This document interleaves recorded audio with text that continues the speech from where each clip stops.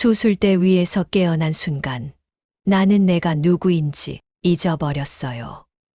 아니, 정확히 말하면 내가 누구였는지는 기억하는데 지금의 나는 그 사람이 맞는지 확신할 수 없었죠. 32살, 건축 설계사, 이름은 강미나.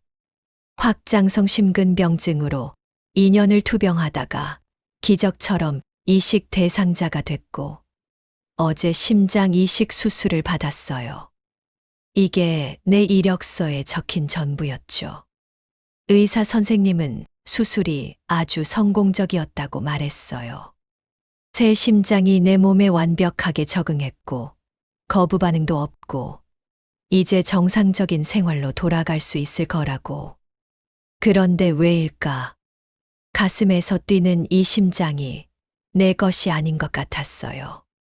미나 씨, 기분이 어때요? 잘 모르겠어요.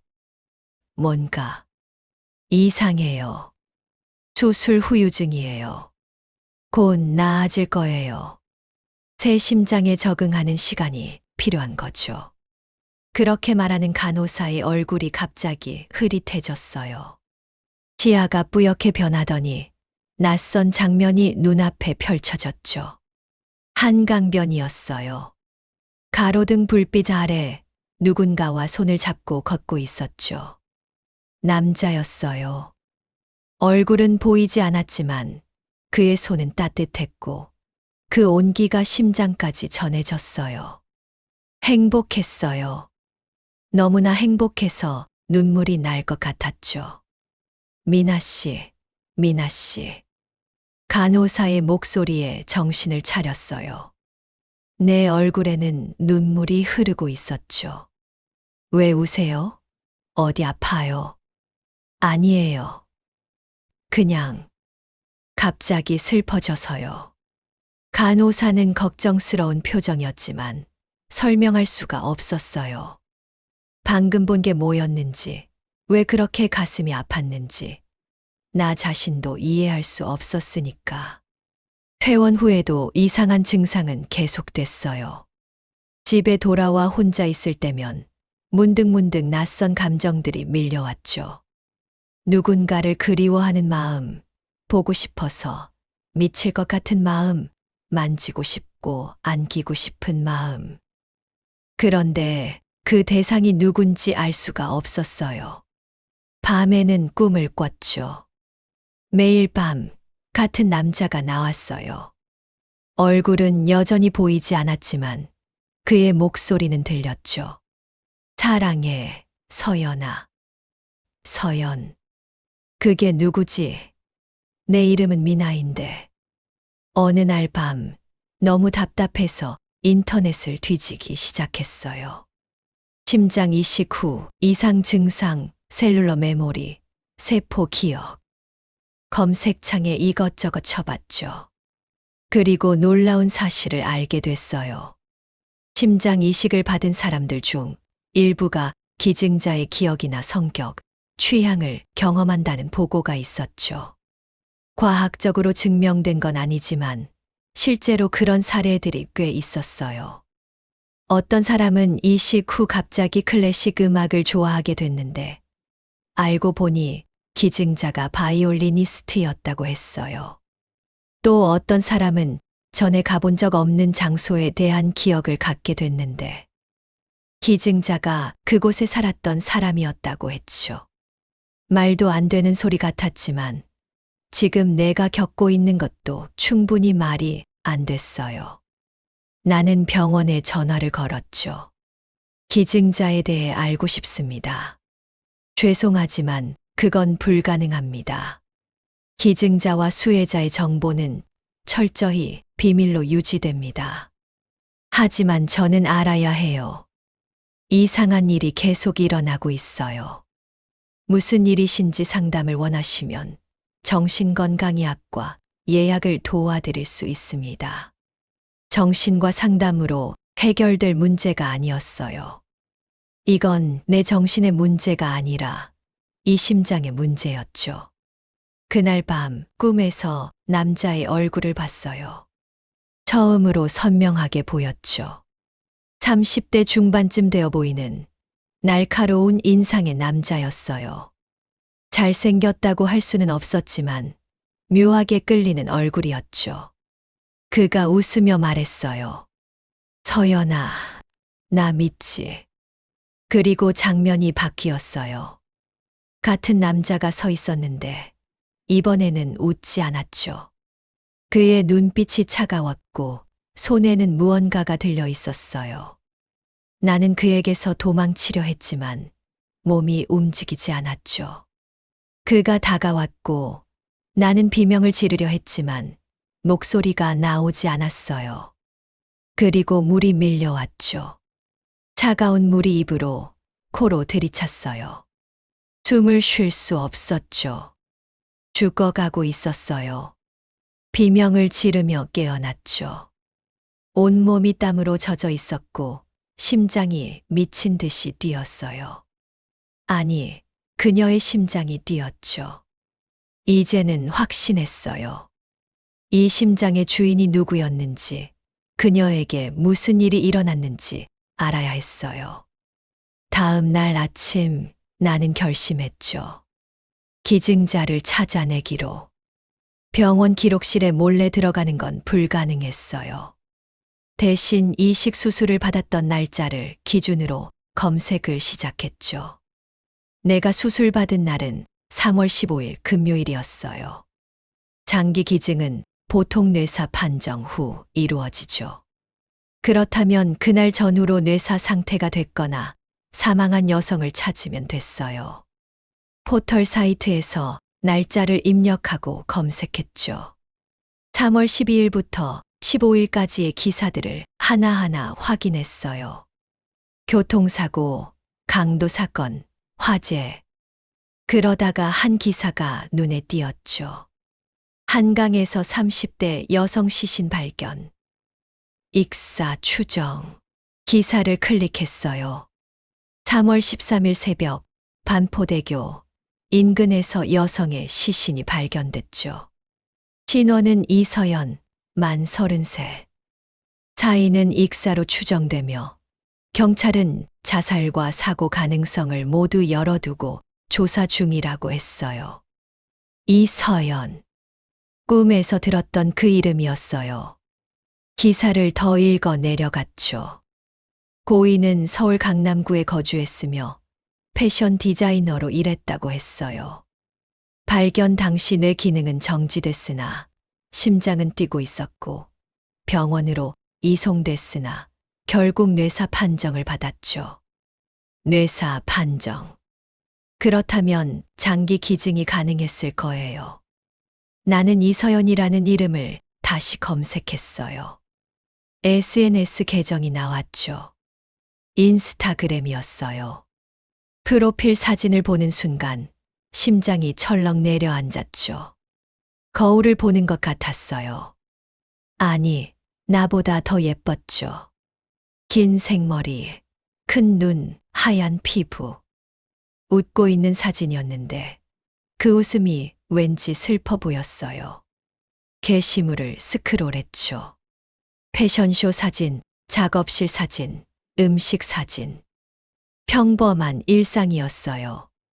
그러다가 한 남자가 반복적으로 등장하는 걸 발견했죠. 꿈에서 봤던 그 남자였어요. 태그를 확인했죠. 골뱅이 준혁. 강준혁. 그의 프로필로 들어갔어요. 사업가인 듯 했죠. 고급 레스토랑, 골프장, 외제차 사진들이 가득했어요. 그리고 3월 20일 이서연이 사망한 지 일주일 후에 올라온 게시물. 사랑하는 서연아, 편히 쉬어. 너를 영원히 잊지 않을게. 사진은 장례식장이었어요. 강준혁은 검은 양복을 입고 있었는데 표정이 묘하게 읽히지 않았죠. 슬퍼 보이지 않았어요. 오히려 안도하는 것처럼 보였죠. 직감이었어요. 설명할 수 없는 확신이 가슴에서 솟아올랐죠. 이 남자가 그녀를 죽였다. 미친 생각이라는 걸 알고 있었어요. 증거도 없고 근거도 없었죠. 그냥 느낌이었어요. 아니, 심장이 말하고 있었죠. 이 남자를 조심하라고, 이 남자가 위험하다고. 하지만 동시에 다른 감정도 느꼈어요. 그를 볼 때마다 가슴이 뜨거워졌죠.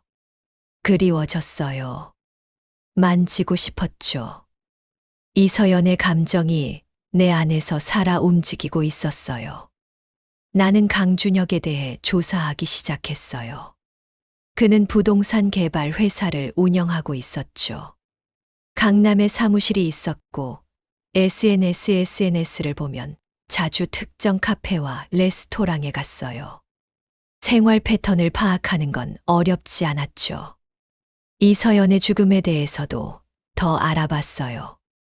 뉴스 기사를 다시 찾아보고 SNS에 올라온 추모 글들을 읽었죠.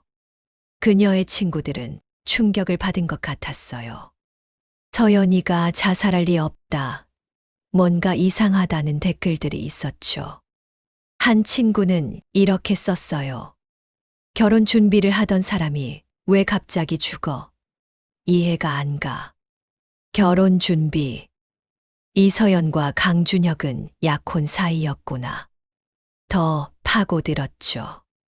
이서연의 인스타그램 게시물을 시간 순서대로 다시 봤어요. 2월까지는 행복해 보였죠. 강준혁과 함께 찍은 사진들, 레스토랑 데이트, 주말 여행. 하지만 3월에 들어서면서 뭔가 달라졌어요. 게시물이 뚝 끊겼죠.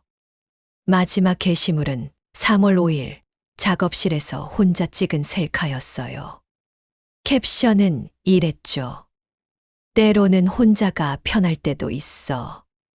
그 후로는 아무것도 올리지 않았어요. 그리고 3월 13일 그녀는 한강에서 발견됐죠. 나는 그녀의 친구들에게 연락하고 싶었지만 어떻게 설명해야 할지 몰랐어요.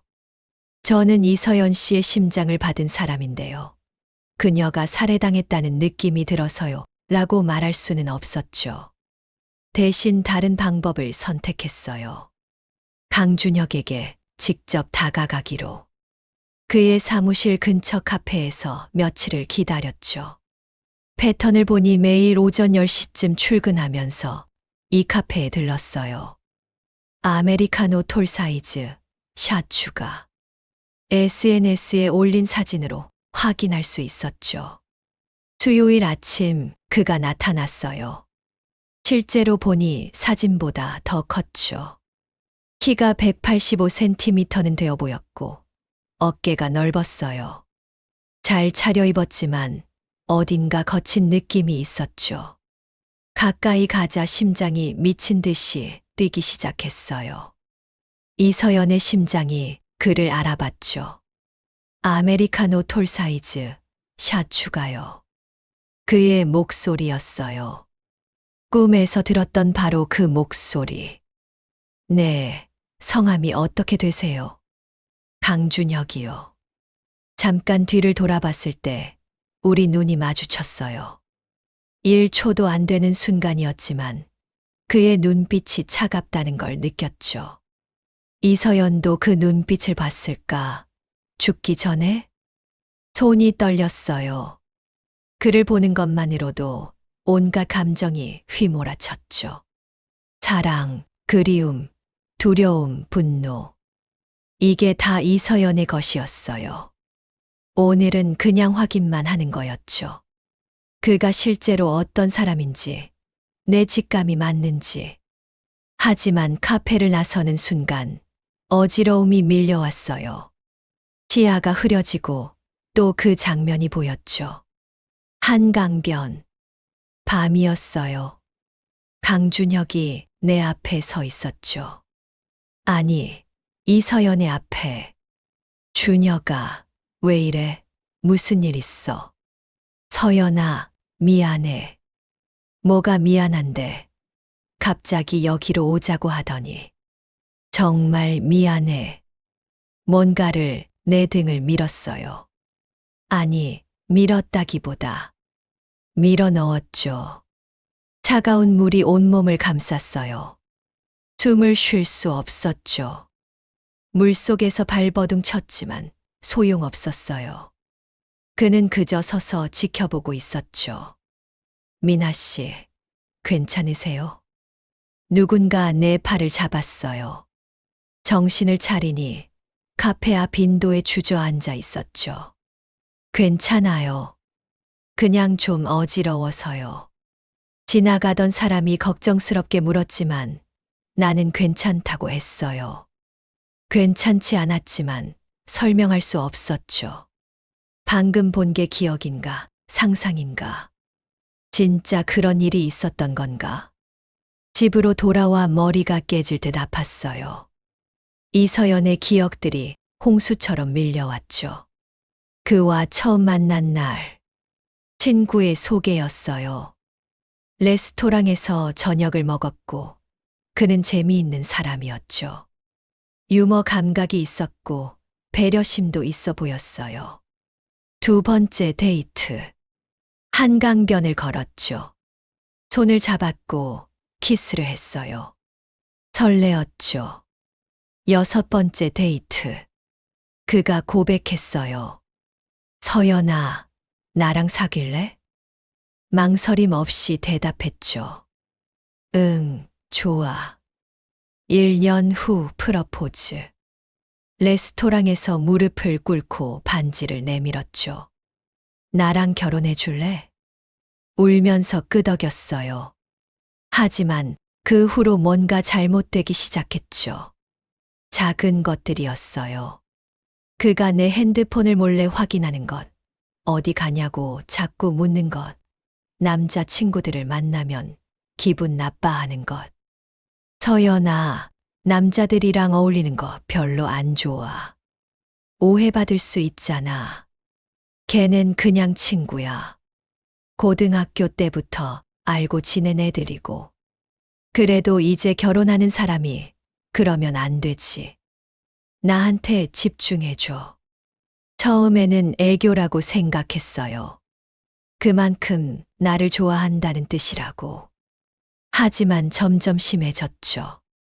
내가 입는 옷에 간섭하고 누구를 만났는지 보고하라고 했어요. 조금만 늦게 들어가면 화를 냈죠. 어디 갔다 오는 거야? 연락도 안 받고. 미안, 작업실에서 일하다 보니까. 작업실. 거기 남자들도 있잖아. 늦게까지 뭐 하는 거야? 일했다니까. 왜 나를 못 믿어? 믿고 싶지. 근데 내가 자꾸 이러니까 의심되지. 싸움이 잦아졌어요. 그는 내가 다른 남자에게 관심 있다고 의심했죠. 근거도 없이. 내 SNS를 감시하고 누가 좋아요를 눌렀는지 확인했어요. 이 남자 누구야? 왜 너한테 하트를 보낸 거야? 회사 동료야. 그냥 예의상 누른 거겠지. 예의? 남자가 여자한테 하트를 누르는 게 예의야? 어느 날은 내 핸드폰을 빼앗아 가려고 했죠. 말다툼 끝에 핸드폰을 바닥에 집어던졌어요. 액정이 깨졌죠. 이게 그렇게 중요해. 나보다 핸드폰이 더 중요해. 무서웠어요. 처음으로 그가 무섭다고 느꼈죠. 친구들에게 말했어요. 준혁이가 요즘 이상해. 너무 집착하는 것 같아. 결혼 취소해. 지금이라도 늦지 않았어. 하지만 쉽지 않았죠. 결혼 준비는 이미 다 돼 있었고 양가 부모님도 알고 있었어요. 무엇보다 그를 사랑했죠. 변하기 전에 그를 다시 그때로 돌아갈 수 있을 거라고 믿었어요. 3월 12일 밤 그가 전화했죠. 서연아, 나 지금 한강에 있어. 나와줄래? 할 얘기가 있어. 지금? 너무 늦었잖아. 제발. 중요한 얘기야. 우리 관계에 대해서. 결국 나갔어요. 반포대교 근처에서 만났죠. 무슨 일이야? 서연아, 나 정말 미안해. 뭐가? 내가 너한테 너무 심했지. 알아. 너무 집착했고 너를 힘들게 했어. 놀랐어요. 그가 잘못을 인정한 건 처음이었죠. 이제 알았어? 나 정말 힘들었어. 알아. 다 내 잘못이야. 그래서 정리하고 싶어. 정리. 우리 관계 이렇게는 안 되겠어. 너도 힘들고 나도 힘들고. 가슴이 철렁했죠. 무슨 소리야? 헤어지자는 거야. 미안해. 정말 미안해. 그때 그가 움직였어요. 갑자기 내 팔을 잡았죠. 힘이 셌어요. 준혁아, 왜 이래? 서연아, 너 나한테 바람 폈지? 뭐, 무슨 소리야? 거짓말하지 마. 다 알아. 내가 다른 남자 만났어. 안 만났어. 왜 자꾸 그런 소리를 해? 증거 있어. 내 사진이었어요. 카페에서 누군가와 대화하는 사진. 그 사람은 회사 동료였죠. 일 때문에 만난 거였어요. 이게 뭐야? 일 얘기하는 거잖아. 일. 이렇게 웃으면서 나한테는 요즘 웃지도 않으면서. 미쳤어. 이게 바람이야? 내가 날 속였어. 결혼 직전까지 날 속였다고. 그의 목소리가 커졌어요. 주변에 사람은 없었죠. 나 안 속였어. 정말이야, 준혁아. 진정해. 진정. 내가 어떻게 진정해. 내 인생을 망친 년한테. 그때 그의 눈빛이 변했어요. 차갑고 텅 빈 눈빛. 처음 보는 표정이었죠. 서연아, 정말 미안해. 이럴 수밖에 없어. 뭐가? 그가 내 몸을 밀었어요. 난간 너머로. 비명을 지를 틈도 없었죠. 차가운 물이 온몸을 삼켰어요. 팔다리를 휘저었지만 어디가 위인지 아래인지 알 수 없었죠. 물을 들이켰어요. 폐가 터질 것 같았죠. 힘이 빠졌어요. 점점 의식이 흐려졌죠. 마지막으로 본 건 다리 위에 그의 실루엣이었어요. 그는 그저 서서 지켜보고만 있었죠. 비명을 지르며 정신을 차렸어요. 거실 소파에 쓰러진 채였죠. 온몸이 땀으로 젖어 있었어요. 이건 기억이었어요.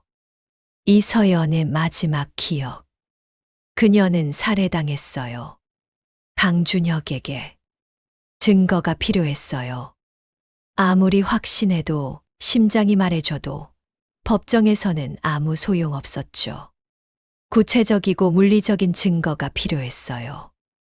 경찰 조사 기록을 볼 수 있으면 좋겠지만 그건 불가능했죠. 대신 이서연의 주변 사람들을 만나기로 했어요. 그녀의 친구들, 동료들, 그녀를 알았던 사람들. 인스타그램에서 이서연과 자주 교류했던 계정을 찾았죠. 그중 한 명에게 DM을 보냈어요. 안녕하세요. 저는 이서연 씨에 대해 글을 쓰고 있는 작가입니다. 그녀에 대해 인터뷰할 수 있을까요? 거짓말이었지만 다른 방법이 없었어요. 다음 날 답장이 왔죠. 서연이에 대한 글이라니요. 무슨 글인가요? 그녀의 삶과 죽음에 대한 이야기입니다. 의문스러운 부분이 많아서요. 저도 그래요. 서연이가 자살했다는 게 믿기지 않아요. 만나서 얘기해요. 이틀 후 홍대 카페에서 만났어요. 그녀의 이름은 김소희, 이서연의 대학 동기이자 절친이었죠. 서연이 얘기를 들으니까 아직도 믿기지가 않아요. 저도 그래서 이 글을 쓰려는 거예요. 진실이 뭔지 알고 싶어서요. 진실이요? 경찰은 자살이라고 했잖아요. 그렇게 믿으세요? 아니요. 절대 아니에요. 서연이는 그런 애가 아니었어요. 물론 요즘 힘들어하긴 했지만. 무엇 때문에요? 강준혁 때문이죠. 그 남자. 목소리에 분노가 섞여 있었어요. 어떤 사람이었나요? 처음엔 괜찮아 보였어요. 잘생기지는 않았지만 돈도 있고 신사적이고 서연이도 좋아했어요. 근데 약혼하고 나서부터 달라졌대요. 집착이 심해지고 의심하고 통제하려 들고. 통제요? 누굴 만나는지 보고하라고 하고 핸드폰 검사하고 옷차림도 간섭하고. 서연이가 힘들어했어요. 결혼을 취소하고 싶다고 했어요. 그런데 왜 안 했나요? 준비가 다 돼 있었고 부모님도 아시고 무엇보다 서연이가 그 사람을 사랑했으니까요. 변하기를 바랐던 것 같아요. 마지막으로 통화한 게 사고 전날이었어요. 서연이가 전화해서 울면서 말했어요. 준혁이랑 크게 싸웠대요. 헤어지고 싶은데 못 헤어지겠대요. 무섭대요. 무섭다고요? 네. 그 사람이 뭘 할지 모르겠다고. 가끔 눈빛이 이상하대요. 자기를 해칠 것 같다고. 심장이 쿵쾅거렸어요. 이서연의 두려움이 전해졌죠. 경찰한테 그 얘기했어요? 했죠. 근데 증거가 없다고 했어요. 정황상 자살로 보인다고. 유서는 없었지만 최근 우울증이 있었던 것 같다고. 우울증이요? 아니에요. 서연이는 우울증 같은 거 없었어요. 힘들긴 했지만 자살할 사람이 아니었어요. 그리고 이상한 점이 하나 더 있어요. 서연이가 물에 빠졌을 때 목에 멍이 있었대요. 부검 결과에 나왔다고 하던데 경찰은 물에 빠지면서 어디 부딪힌 거라고 했대요. 근데 저는 아닌 것 같아요. 왜요? 누가 밀었거나 잡았던 거 아닐까요? 강준혁이. 소희의 말이 맞았어요. 이서연의 기억 속에서 강준혁은 그녀의 팔을 잡았죠. 힘껏. 강준혁은 그날 뭐 했다고 했나요? 집에 있었대요. 혼자. 알리바이가 없어요. 근데 증거도 없으니까 조사도 제대로 안 했어요. 혹시 이서연 씨 물건 중에 남아있는 게 있나요? 일기나 핸드폰이라든지. 핸드폰은 경찰이 확인했는데 별거 없었대요. 일기는 서연이 일기 쓰는 애가 아니었어요. 대신 작업 노트는 있을 거예요. 작업실에. 작업실이 어디죠? 성수동에 있어요. 근데 지금은 정리됐을 거예요. 가족들이 다 정리했을 테니까. 가족분들은 어떻게 생각하세요? 부모님도 자살이라는 걸 못 믿으시는 것 같아요. 근데 뭘 어떻게 해야 할지 모르시는 거죠. 슬픔에 잠겨서. 소희와 헤어지고 성수동으로 향했어요. 작업실 주소는 이서연의 인스타그램에서 찾을 수 있었죠. 태그된 위치 정보가 있었어요. 낡은 건물 3층이었어요. 문은 잠겨 있었고 인기척도 없었죠. 창문을 통해 안을 들여다봤어요. 텅 비어 있었죠. 정말 다 정리된 모양이었어요. 계단을 내려오는데 1층에서 누군가 올라왔죠. 중년 여성이었는데 짐을 들고 있었어요. 실례지만 혹시 이서연 씨 작업실이 어디인지 아세요? 왜요? 무슨 일이신데요? 저는 그분의 친구였는데 유품 중에 제 물건이 있어서요. 거짓말이 자연스럽게 나왔어요. 아, 그러세요. 3층이었는데 이미 다 정리됐어요. 가족분들이 가져가시고. 혹시 뭐 남은 거 없나요? 글쎄요. 건물주한테 물어보세요. 1층 부동산에 계세요. 부동산에 들어갔죠.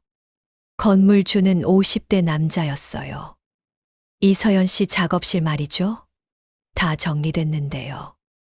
보증금 돌려주고 계약 끝났어요. 혹시 남은 물건 없나요? 있긴 한데. 왜요? 제 물건이 있어서요. 친구였거든요. 건물주는 의심스러운 눈이었지만 결국 창고로 안내했죠. 여기 상자 하나 있어요. 가족들이 안 가져간 거예요. 필요 없는 것들이라고. 상자를 열었어요. 오래된 잡지들, 천 조각들, 그리고 노트 한 권. 이거 가져가도 될까요? 그래요. 어차피 버릴 거였어요.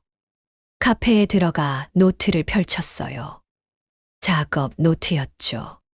디자인 스케치와 아이디어들이 가득했어요. 그러다가 마지막 페이지에 다다랐죠. 글씨가 휘갈겨져 있었어요. 날짜는 3월 10일. 더는 못 참겠어. 준혁이가 미쳤어. 오늘 내 작업실까지 찾아와서 난리쳤어. 다른 남자가 있다고 소리 지르고, 물건도 던지고. 무서워. 정말 무서워.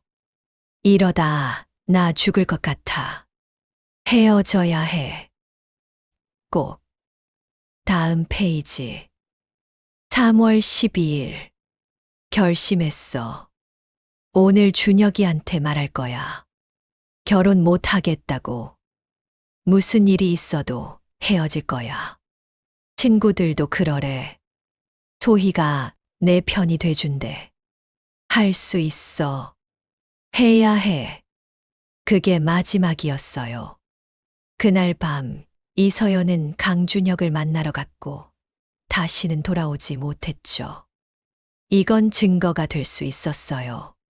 강준혁의 폭력성을 보여주는 증거. 하지만 충분하지 않았죠. 경찰은 이미 사건을 자살로 결론 내렸고 재조사를 하려면 더 확실한 증거가 필요했어요. 그렇다면 강준혁에게서 직접 끌어내야 했죠. 자백이든 실수든 위험한 계획이었지만 다른 방법이 없었어요. 강준혁에게 접근하기로 결심했어요. 우연을 가장해서 그를 만나고 가까워지고 진실을 밝혀내는 것. 그가 자주 가는 카페에서 다시 기다렸죠. 이번에는 우연처럼 보이게 할 작정이었어요. 목요일 오전 그가 나타났죠. 똑같은 시간, 똑같은 주문. 아메리카노 톨 사이즈, 샷 추가. 나는 그의 바로 뒤에 섰어요. 그가 주문을 하고 돌아서는 순간 일부러 부딪혔죠. 아, 내 가방이 바닥에 떨어지고 안에 물건들이 쏟아졌어요. 죄송해요. 강준혁이 말했죠. 괜찮아요. 제가 조심했어야 했는데. 아니에요. 제가 갑자기 돌아서서 우리 눈이 마주쳤어요. 그의 눈은 짙은 갈색이었죠. 이서연이 사랑했던 눈. 이서연이 두려워했던 눈. 심장이 미친 듯이 뛰었어요. 이서연의 심장이 그를 알아봤죠. 괜찮으세요? 얼굴이 안 좋아 보이는데. 아, 네. 괜찮아요. 그냥 좀 놀라서. 커피라도 한 잔 드세요. 제가 살게요.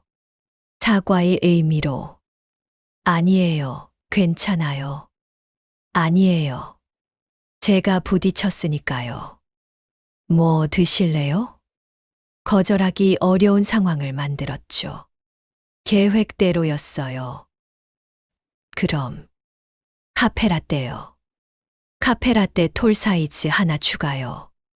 우리는 함께 음료를 받아 자리에 앉았어요. 그는 자연스럽게 웃었죠. 매력적인 미소였어요.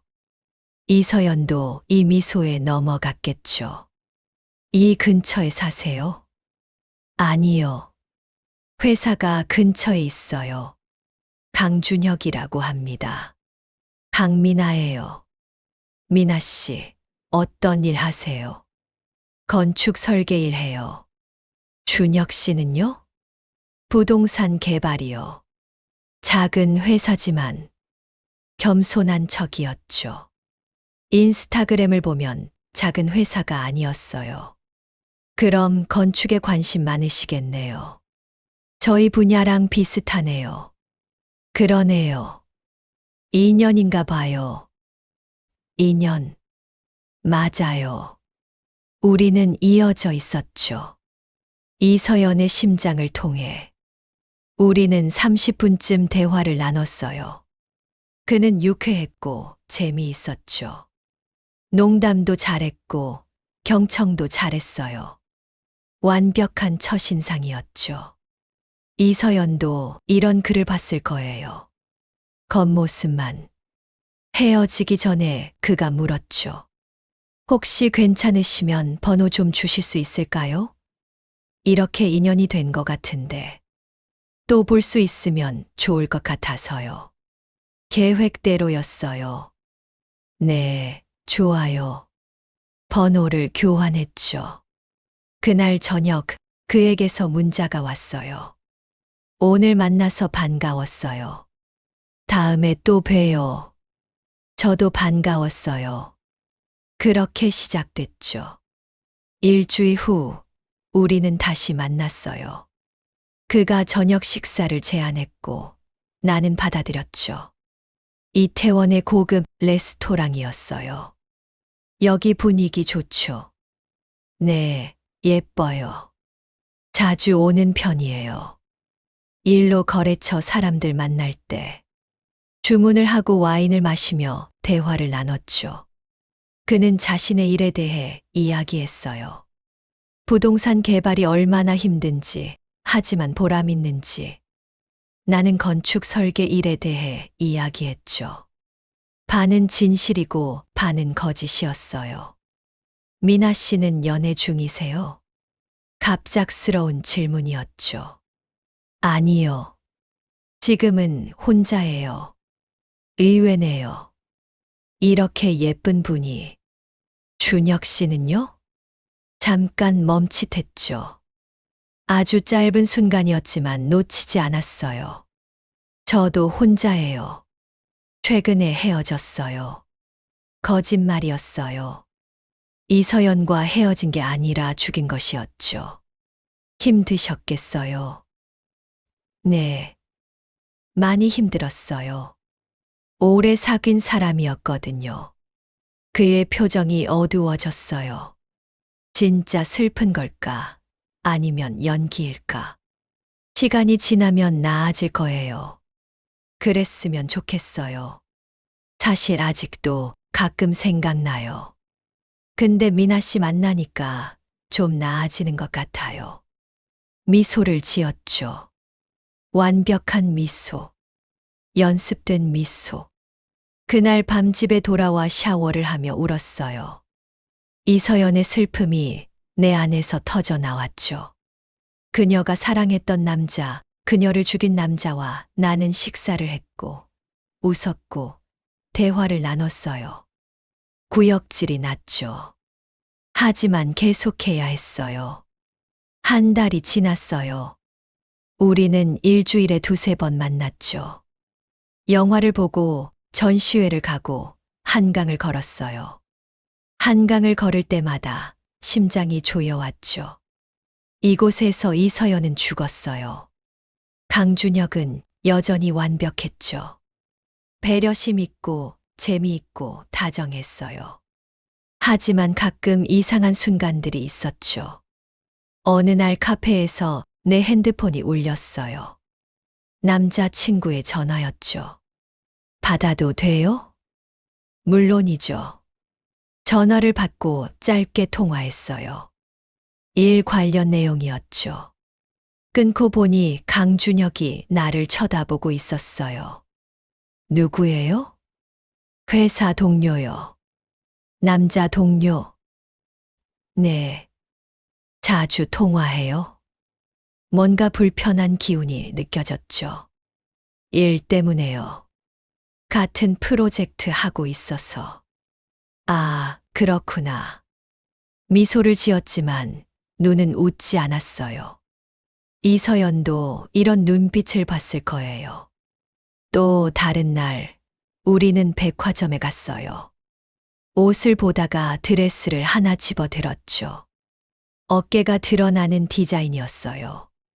이거 예쁘지 않아요? 너무 노출 심한 거 아니에요.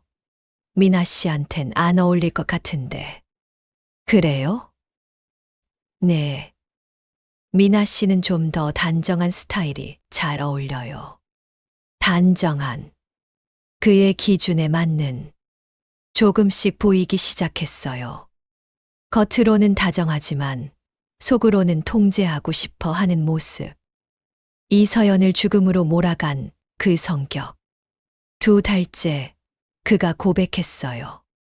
미나 씨, 저 미나 씨 좋아해요. 한강변이었어요. 이서연이 마지막 순간을 맞았던 그곳 근처. 많이 고민했어요. 이전 관계가 너무 아파서 다시 시작하기 두려웠거든요. 근데 미나 씨 보면 자꾸 웃게 돼요. 또 사랑하고 싶어져요. 심장이 고통스럽게 뛰었어요.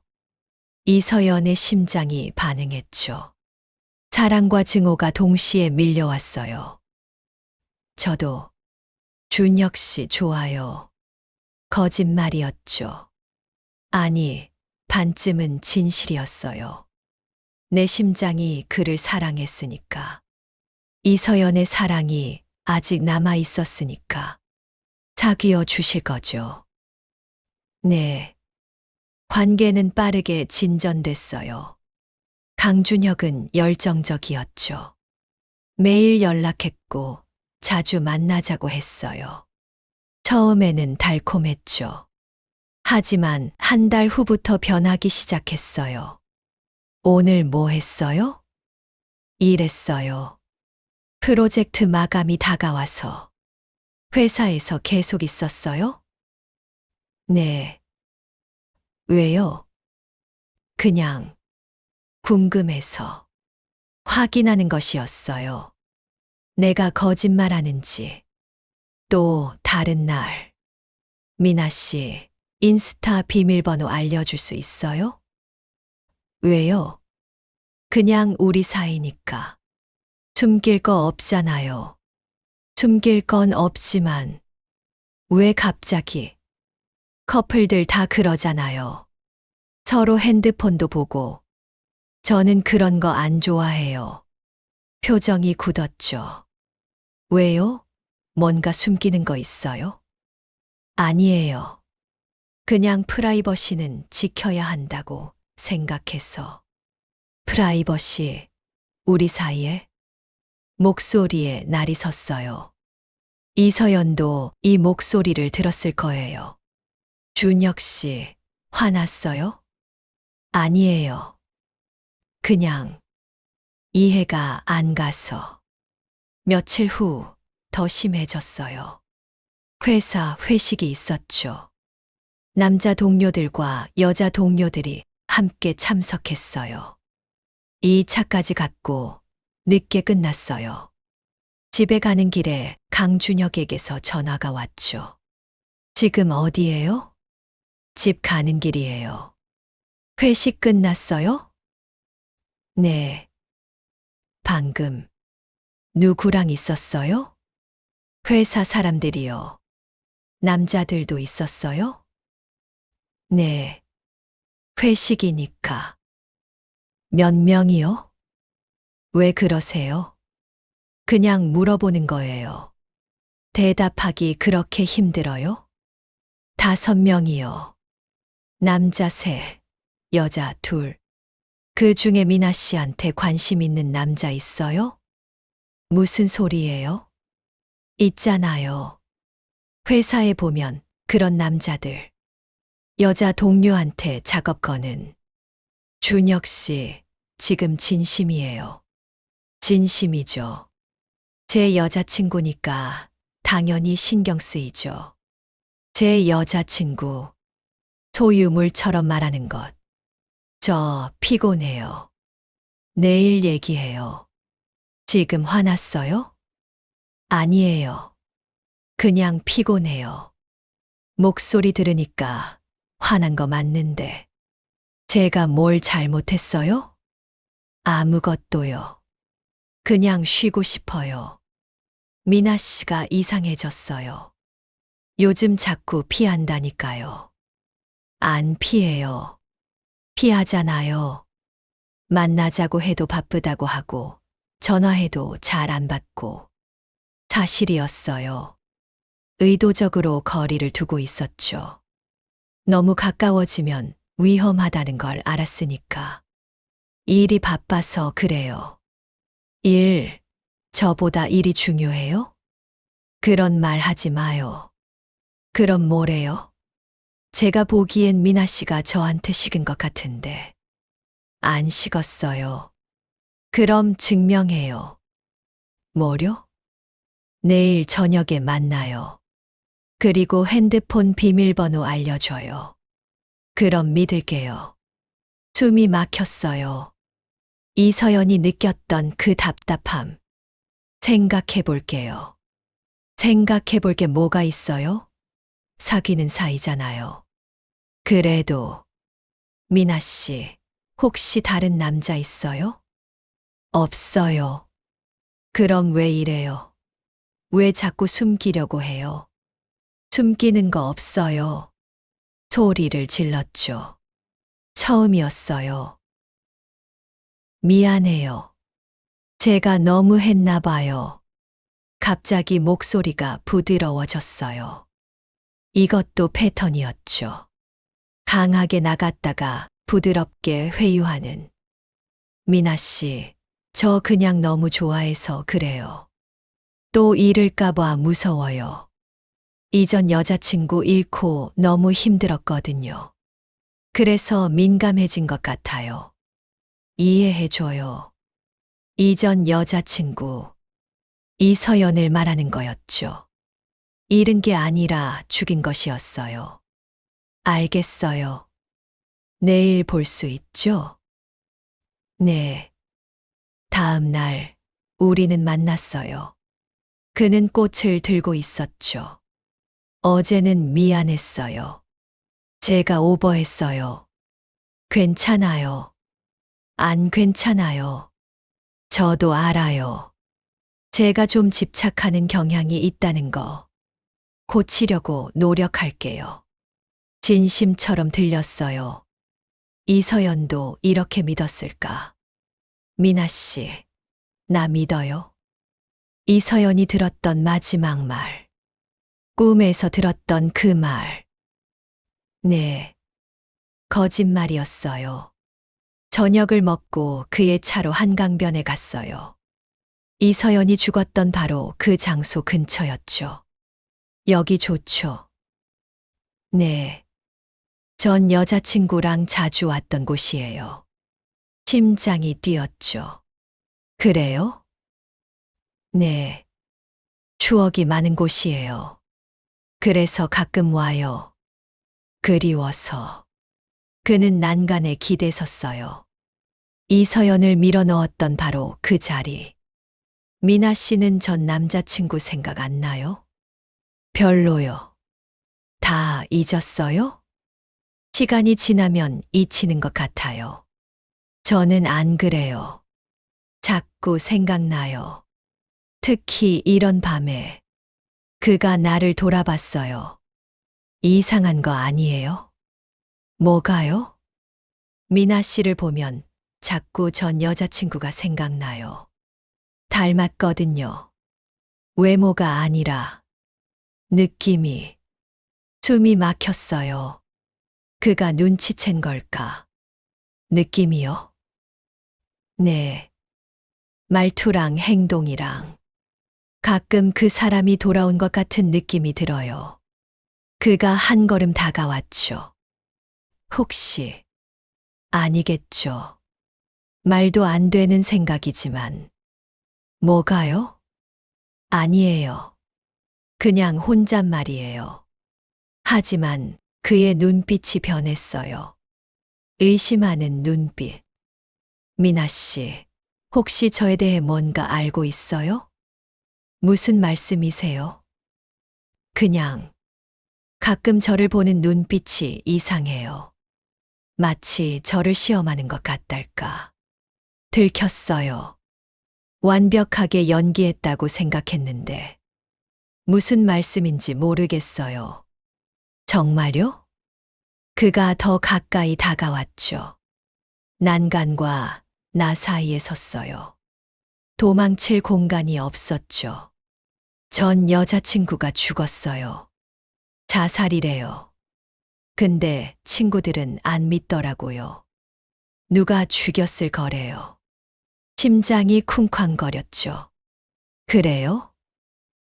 네. 말도 안 되는 소리죠. 누가 그 사람을 죽여요. 그렇게 착한 사람을. 미나 씨는 어떻게 생각해요? 잘 모르겠어요. 저는 그분을 모르니까. 정말 몰라요? 네. 미안해요. 그냥 확인하고 싶어서. 뭐요? 미나 씨가 진짜 미나 씨인지. 공포가 밀려왔어요. 그가 알았어요. 모든 걸. 당연히 저예요. 다른 누가 있겠어요? 그렇겠죠. 제가 이상한 소리를 했네요. 하지만 여전히 날 주시했죠. 집에 갈래요. 피곤해요. 벌써요? 좀 더 있다 가요. 내일 일찍 일어나야 해요. 알았어요. 데려다 줄게요. 차에 타고 집으로 향했어요. 내내 침묵이었죠. 그는 운전하면서 가끔 나를 쳐다봤어요. 경계하는 눈빛이었죠. 집 앞에 도착했어요. 들어가요. 미나 씨. 네. 조심하세요. 뭐려? 그냥 세상이 위험하니까. 밤에 혼자 다니지 말고. 위협이었어요. 알겠어요. 잠을 잘 수 없었죠. 위험했어요. 그가 눈치챘어요. 이제 어떻게 해야 할까? 며칠 동안 강준혁을 피했어요. 전화도 받지 않고 문자도 답장하지 않았죠. 시간이 필요했어요. 생각을 정리할 시간이. 하지만 그는 기다려주지 않았죠. 사흘째 되는 날, 회사 앞에서 기다리고 있었어요. 미나 씨. 뒤에서 들리는 목소리에 온몸이 굳었죠. 왜 연락 안 받아요? 돌아봤어요. 그는 웃고 있었지만 눈은 웃지 않았죠. 바빠서요. 그렇게 바빠요? 문자 한 통 보낼 시간도 없이? 죄송해요. 사과할 일이 아니에요. 그냥 걱정됐어요. 무슨 일 있나 싶어서. 아무 일 없어요. 다행이네요. 그럼 오늘 저녁에 볼까요? 오늘은 안 될 것 같아요. 내일은요? 내일도. 모레는요? 점점 목소리가 날카로워졌어요. 준혁 씨, 저 좀 시간이 필요해요. 시간, 무슨 시간이요? 그냥 생각 정리할 시간요. 우리 관계에 대해서요? 대답해요. 헤어지고 싶은 거예요? 주변의 사람들이 쳐다봤어요. 목소리가 너무 컸죠. 여기서 얘기하면 안 될 것 같아요. 그럼 어디서 해요? 당신이 계속 피하잖아요. 안 피했어요. 피했어요. 이유가 뭐예요? 제가 뭘 잘못했어요? 아무것도 안 했어요. 그냥 저 좀 혼자 있고 싶어요. 왜요? 다른 남자 생겼어요? 아니에요. 그럼 뭐예요? 갑자기 왜 이래요? 더는 참을 수 없었어요. 무서워요. 준혁 씨가. 말이 나와 버렸죠. 그의 표정이 굳었어요. 뭐라고요? 준혁 씨가 무서워요. 너무 집착하고 의심하고 통제하려 들어서. 저는 그냥 당신이 좋아서. 아니에요. 이건 사랑이 아니에요. 집착이에요. 병적인 집착이에요. 병적이라고요? 네. 이서연 씨한테도 그랬죠. 똑같이. 순간 정적이 흘렀어요. 그의 얼굴에서 모든 표정이 사라졌죠. 이서연을 어떻게 알아요? 알아요. 다 알아요. 준혁 씨가 뭘 했는지. 뭘 안다는 거예요? 준혁 씨가 그녀를 죽였다는 거요. 어디 가서 얘기해요. 여기서는 안 돼요. 싫어요. 나요. 사람들이 다가오기 시작했어요. 미나 씨, 제 차로 가요. 조용히. 안 가요. 가는 게 좋을 거예요. 여기서 창피하고 싶지 않으면. 위협이었어요. 하지만 다른 선택지가 없었죠. 그의 차에 탔어요. 방향은 한강이었죠. 어디 가는 거예요? 조용한 데로요. 한강이요? 네. 거기서 뭐 할 건데요? 얘기하려고요. 당신이 뭘 안다는 건지. 심장이 터질 것 같았어요. 이서연의 심장이 공포를 느꼈죠. 이 길을 전에도 왔었어요. 마지막 날. 준혁 씨, 저 내려줘요. 다 와가요. 지금 당장 세워요. 안 돼요. 끝까지 가야죠. 강변에 도착했어요. 사람이 없는 곳이었죠. 내려요. 싫어요. 내리라고요. 소리를 질렀어요. 어쩔 수 없이 내렸죠. 자, 이제 말해봐요. 뭘 안다고 했죠? 준혁 씨가 이서연 씨를 죽였어요. 증거 있어요? 있어요. 뭔데요? 준혁 씨가 그날 밤 그녀를 여기로 불러냈어요. 그리고 한강에 밀어 넣었어요. 그걸 어떻게 알아요? 이서연 씨가 말해줬어요. 웃음을 터뜨렸죠. 서연이가 말해줬다고요. 죽은 사람이? 네. 미쳤군요. 안 미쳤어요. 저는 이서연 씨의 심장을 받았어요. 심장 이식 수술을요. 그리고 그녀의 기억이 제게 전해졌어요. 그의 웃음이 멈췄어요. 뭐라고요? 들었어요. 저는 준혁 씨가 그녀를 죽이는 기억을 봤어요. 그녀의 눈으로. 말도 안 돼요. 말이 돼요. 세포 기억이라고 들어봤어요? 심장에 기억이 저장된다는. 과학적 근거도 없는 헛소리. 그럼 어떻게 설명할 거예요? 제가 어떻게 그날 밤의 일을 알아요? 준혁 씨가 뭐라고 말했는지, 어떤 표정이었는지, 어떻게 그녀를 밀었는지. 목소리가 커졌어요. 당신, 정말로. 네, 저는 이서연이에요. 아니, 그녀의 심장을 가진 사람이에요. 그리고 이제 알아요. 진실을. 미치겠네. 이게 무슨 일이야. 경찰에 갈 거예요. 다 말할 거예요. 말해봐요. 누가 믿겠어요? 심장이 기억을 전해줬다고? 정신병자 취급받을 거예요. 이서연 씨의 노트가 있어요. 준혁 씨가 폭력적이었다는 증거요. 그거면 부족해요. 그건 그냥 연인 간의 다툼일 뿐이에요. 부검 결과도 있어요. 목에 멍. 어디 부딪혀서 생긴 거라고 결론 났어요. 맞는 말이었어요. 증거가 부족했죠. 그래도 갈 거예요. 사람들이 알아야 해요. 그러면 당신도 위험해져요. 뭐라고요? 서연이처럼 될 거라고요. 위협이었어요. 노골적인. 저를 죽일 거예요?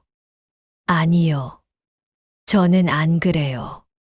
하지만 사고는 일어나죠. 서연이처럼 분노가 치밀어 올랐어요. 당신 미친놈이야. 미쳤다고요? 저는 그냥 제 인생을 지키는 거예요. 서연이가 날 떠나려고 했어요. 결혼 직전에 모든 걸 망치려고 했어요. 그래서 어쩔 수 없었어요. 어쩔 수 없이 죽였다고요? 실수였어요. 그냥 위협하려고 했는데 손이 미끄러져서. 거짓말. 준혁 씨는 그녀가 죽는 걸 그냥 지켜봤어요. 어떻게 알아요? 봤으니까요. 그녀의 눈으로.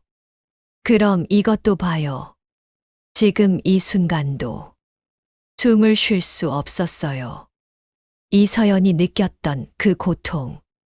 도와주세요. 차가 멈췄죠. 무슨 일이세요?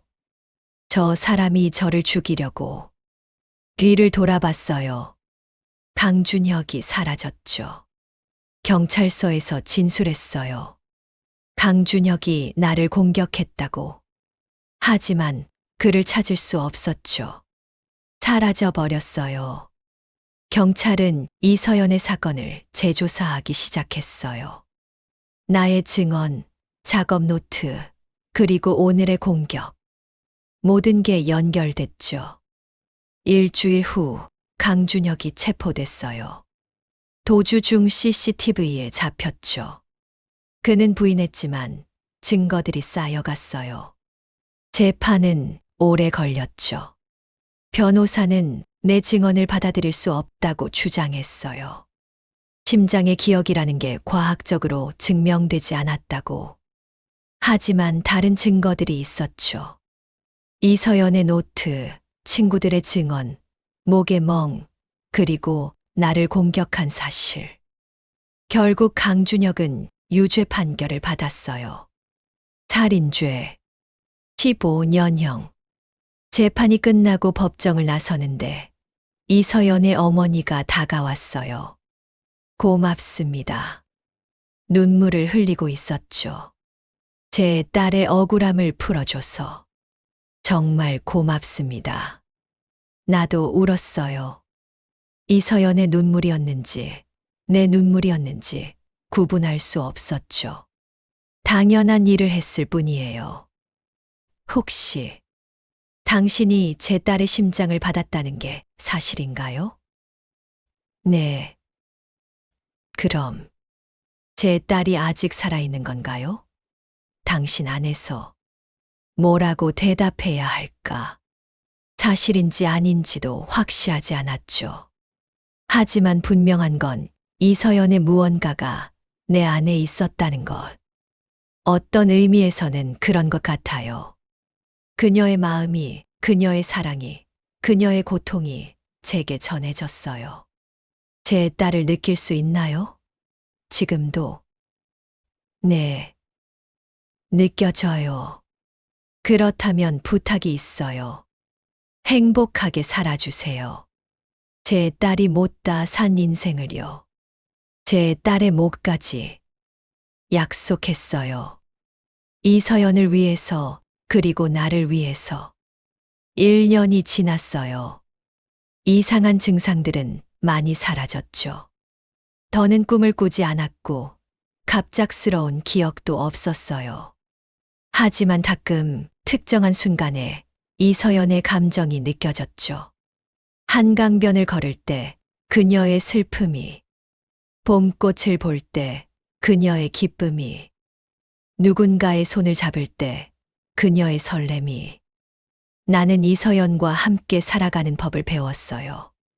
그녀는 내 안에 있었지만 나를 지배하지 않았죠.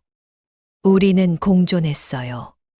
새로운 사람을 만났어요. 건축가였죠. 다정하고 따뜻한 사람. 그와 데이트를 할 때마다 조심스러웠어요. 혹시 또 잘못된 사람일까봐. 하지만 그는 달랐죠. 존중해줬고, 믿어줬고, 자유를 줬어요. 어느 날 그가 물었죠. 당신에 대해 잘 모르는 것 같아요. 더 알고 싶어요. 뭐든지 물어봐요. 그 흉터, 가슴에 있는 궁금했어요. 수술 흉터였죠. 심장 이식의 흔적. 사실은 저 심장 이식 수술을 받았어요. 그는 놀라지 않았어요. 그래요? 힘들었겠어요. 네. 하지만 동시에 축복이었어요. 새로운 삶을 얻었으니까. 누군가의 희생 덕분이겠네요. 네. 그 분을 잊지 않으려고 해요. 항상. 당신은 강한 사람이에요. 아니었어요. 강한 건 이서연이었죠. 죽어서도 진실을 밝히려 했던. 나는 그저 전달자였을 뿐. 오늘도 심장은 뛴다. 강하고 힘차게. 이서연의 심장이, 이제는 내 심장이. 가끔 생각해요. 세포 기억이 정말 존재하는 걸까? 과학이 아직 증명하지 못한 무언가가 있는 걸까? 아니면 그냥 내가 만들어낸 이야기였을까? 확실한 건 없어요. 하지만 이것만은 알죠. 이서연은 나를 통해 살아있다. 그녀의 사랑과 고통과 용기가 나를 통해 이어진다. 그리고 나는 약속을 지킬 것이다. 행복하게 살겠다고. 그녀의 목까지 한강변을 걷는다. 더는 무섭지 않아요. 이곳은 그녀가 죽은 곳이지만 동시에 그녀가 사랑했던 곳이기도 하죠. 봄바람이 불어요. 벚꽃이 흩날리네요. 심장이 따뜻해져요. 이서연이 웃고 있는 것 같아요. 이제는 안녕이라고 말할 때가 됐어요. 하지만 완전한 작별은 아니죠. 그녀는 항상 내 안에 있을 테니까. 고맙다고 말하고 싶어요. 나를 선택해줘서. 진실을 밝힐 수 있게 해줘서.